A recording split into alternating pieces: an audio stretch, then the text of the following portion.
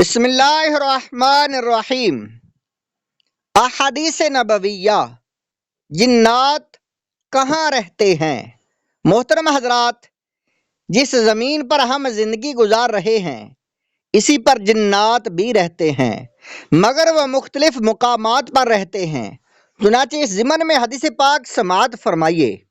امام طبرانی علیہ رحمہ معجم الکبیر جلد اول کے صفحہ نمبر 371 پر حدیث نمبر 1143 نقل فرماتے ہیں۔ حضرت بلال بن حارث رضی اللہ تعالیٰ عنہ فرماتے ہیں، ہم اللہ تعالیٰ کے محبوب صلی اللہ علیہ وآلہ وسلم کے ساتھ ایک سفر میں تھے تو آپ قضائے حاجت کے لیے تشریف لے گئے۔ میں آپ صلی اللہ علیہ وسلم کے پاس پانی کا برتن لے گیا تو میں نے آپ صلی اللہ علیہ وسلم کے پاس لوگوں کے لڑنے جھگڑنے کی آواز سنی۔ اس طرح کی آواز میں نے پہلے کبھی نہیں سنی تھی۔ جب نبی پاک صلی اللہ علیہ وآلہ وسلم تشریف لائے تو میں نے عرض کی، یا رسول اللہ صلی اللہ علیہ وآلہ وسلم، میں نے آپ کے پاس لوگوں کے لڑنے جھگڑنے کی آواز سنی، اور اس سے پہلے میں نے ایسی آواز کسی کی زبان سے نہ سنی تھی۔ آپ صلی اللہ علیہ وآلہ وسلم نے ارشاد فرمایا، میرے پاس مسلمان جنات اور مشرک جنات آپس میں جھگڑ رہے تھے۔ ان لوگوں نے مجھ سے درخواست کی کہ میں انہیں رہنے کی جگہ دے دوں، تو میں نے مسلمان جنات کو ٹیلوں و چٹانوں میں جگہ دی اور مشرک جنات کو پست زمین یعنی گڑھوں گاٹیوں اور غاروں میں رہنے کی جگہ دی۔ بلوں میں رہنے والے جنات، ابو داؤد کتاب الطہارت میں حدیث نمبر 69 نقل ہے۔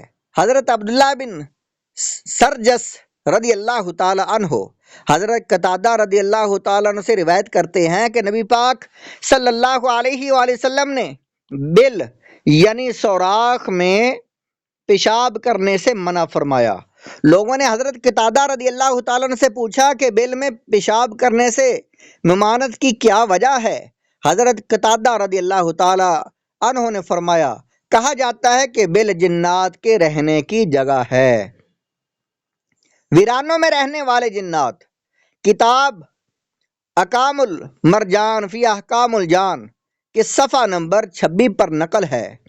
حضرت علامہ بدر الدین شبلی علیہ رحمہ نقل کرتے ہیں، اعرابیوں یعنی عرب کے رہنے والے دیہاتیوں کا بیان ہے کہ ہم کثیر لوگ ہوتے اور کہیں پڑاؤ کرتے تو ہمیں بہت سے خیمے اور لوگ دکھائی دیتے، مگر اچانک سب کچھ غائب ہو جاتا۔ ہمیں یقین ہے کہ دکھائی دینے والے وہ لوگ جنات ہیں۔ جھاڑیوں میں جنات کا بسیرا، الکامل فی ضعفاء جلد 4 صفحہ نمبر 310 پر نقل ہے۔ حضرت ابو ہریرہ رضی اللہ تعالیٰ عنہ سے مروی ہے کہ رسول کریم صلی اللہ علیہ وآلہ وسلم نے ایک شخص کو قرا میں رفع حاجت کرنے سے منع فرمایا۔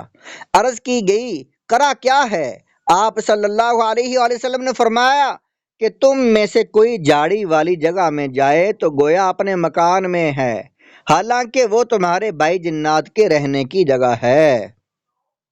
محترم حضرات، اس سے معلوم ہوا کہ سفر کرتے ہوئے راستوں میں جھاڑیوں میں پیشاب وغیرہ کرنے سے بچنا چاہیے۔ یہ میں نے اس لیے عرض کیا کہ میں نے اکثر سفر کرتے ہوئے لوگوں کو جھاڑیوں میں پیشاب کرتے ہوئے دیکھا ہے۔ اس وقت تو کچھ نہیں ہوتا، مگر بعد میں حالت بگڑ جاتی ہے۔ جنات کی مختلف شکلیں بھی ہوتی ہیں۔ علامہ بدر الدین آئینی، علامہ بدر الدین شبلی حنفی علیہ رحمہ اپنی کتاب احکام المرجان فی احکام الجان کے صفحہ نمبر 21 پر لکھتے ہیں، بلا شبہ جنات انسانوں اور جانوروں کی شکل اختیار کر لیتے ہیں، چنانچہ وہ سانپوں، بچھوؤں، اونٹوں اور بیلوں، گھوڑوں، بکریوں، خچروں، گدھوں اور پرندوں کی شکل میں بدلتے رہتے ہیں۔ جنات کی کتنی قسمیں ہیں؟ امام حاکم علیہ رحمہ مستدرک کی جلد نمبر 3 صفحہ نمبر 254 پر حدیث نمبر 3754 نقل فرماتے ہیں۔ حضرت ثعلبہ خشنی رضی اللہ تعالیٰ عنہ سے مروی ہے، حضور پر نور صلی اللہ علیہ وآلہ وسلم نے فرمایا، جنات کی 3 قسمیں ہیں۔ پہلی قسم جن کے پر ہیں، یعنی پروں والے جن، اور وہ ہوا میں اڑتے ہیں۔ دوسری قسم سانپ اور کتے کی طرح ہے، اور تیسری قسم جو سفر اور قیام کرتے ہیں۔ جنات اونٹ کی شکل میں۔ مسند امام احمد بن حنبل جلد نمبر 7 کے صفحہ نمبر 342 پر حدیث نمبر 20,580 نقل ہے۔ حضرت عبداللہ بن مغفل المزنی رضی اللہ تعالیٰ عنہ بیان کرتے ہیں کہ میں نے اللہ تعالیٰ کے محبوب صلی اللہ علیہ وآلہ وسلم کو فرماتے ہوئے سنا، تم اونٹوں کے بیٹھنے کی جگہ کے قریب نماز مت پڑھو، کیونکہ اونٹ جنوں میں سے بھی پیدا کیے گئے ہیں۔ کیا تم ان کی آنکھوں اور ان کی پھولی ہوئی سانسوں کو نہیں دیکھتے جب وہ بدلتے ہیں؟ ہاں، بکریوں کے باڑے کے قریب نماز پڑھو، کیونکہ وہ رحمت کے زیادہ قریب ہیں۔ جنات کتے کی شکل میں۔ کتاب احکام المرجان فی احکام الجان کے صفحہ نمبر 24 پر نقل ہے۔ حضرت عبداللہ بن عباس رضی اللہ تعالیٰ عنہ سے مروی ہے کہ بعض کتے بھی جنات ہوتے ہیں، اور یہی کمزور قسم کے جنات ہیں، لہذا جس کے کھانے کے وقت کتا آ جائے تو وہ اسے بھی کچھ کھلا دے یا اسے بھگا دے۔ جن انسان کی شکل میں بھی ہوتے ہیں۔ کتاب احکام المرجان فی احکام الجان کے صفحہ نمبر 80 پر نقل ہے۔ حضرت یحییٰ بن ثابت علیہ رحمہ فرماتے ہیں کہ میں حضرت حفص طافی علیہ رحمہ کے ساتھ منع میں تھا کہ ہم نے دیکھا ایک شیخ جو سفید سر والا اور سفید داڑھی والا تھا، یعنی جس کے سر اور داڑھی کے بال سفید تھے، لوگوں کو فتویٰ دے رہا ہے۔ حضرت حفص علیہ رحمہ نے مجھ سے فرمایا، اے ابو ایوب، کیا تم اس بوڑھے کو دیکھ رہے ہو جو لوگوں کو فتویٰ دے رہا ہے؟ یہ عفریت جن ہے۔ یہ فرمانے کے بعد حضرت حفص علیہ رحمہ اس کے قریب گئے اور میں بھی ان کے ساتھ تھا۔ جب حضرت حفص علیہ رحمہ نے اس کی طرف غور سے دیکھنا شروع کیا تو اس نے اپنے جوتے اٹھائے اور بھاگنا شروع کر دیا، لوگ بھی اس کے پیچھے بھاگے۔ حضرت حفص علیہ رحمہ کہنے لگے، اے لوگو، یہ عفریت جن ہے۔ کیا جنات شریعت کے مکلف ہیں؟